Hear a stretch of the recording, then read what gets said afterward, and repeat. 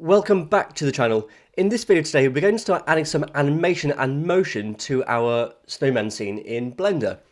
You've got two options to start with. You can either use the snowman, which we started in the last lesson, and all you need to do is ensure that you've got something that we can animate.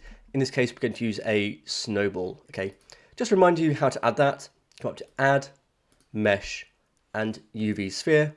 Alternatively, there's one provided for you in your OneNote where you can right click and save to your own area. So the first thing we want to do is ensure that we've got our snowball selected like that. Okay. Now to add animation, we need to enable the animation bar, which we can't actually see at the moment. But if we come down to the bottom here and then drag up, there it appears there. Okay. Now making sure that you've got your item selected, so it's highlighted in orange. Just make sure you've got your blue line at 0 on your timescale and press I. Now at the moment, the menu we want doesn't appear because our cursor is in the wrong place. So we need to make sure our mouse is up here in the main area. Now press I, and we want to select location, rotation, scale.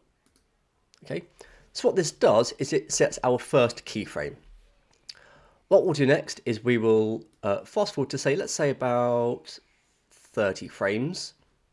Okay, and we're now going to move our item to where we want it to end up. This will be our ending frame.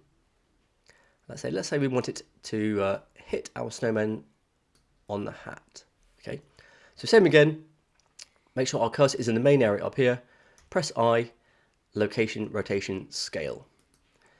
And now what the software does is it works out all of the frames that need to come in between that in order to make the motion complete.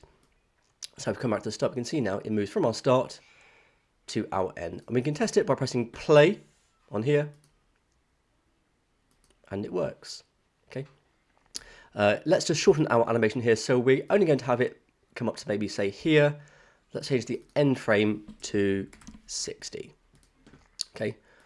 What you may want to do then in between is perhaps maybe add some curve or some shape to our motions. Let's say I want to have an additional keyframe in the middle, so maybe give it a little bit of spin. Let's add one there. Oh, let's maybe move it about there, and then up a bit, and then add our last keyframe. Come back to the start. Let's press play again. Let's watch it from another angle. There we go. Okay. So what you might like to do next is take this further and extend it to make it your own scene.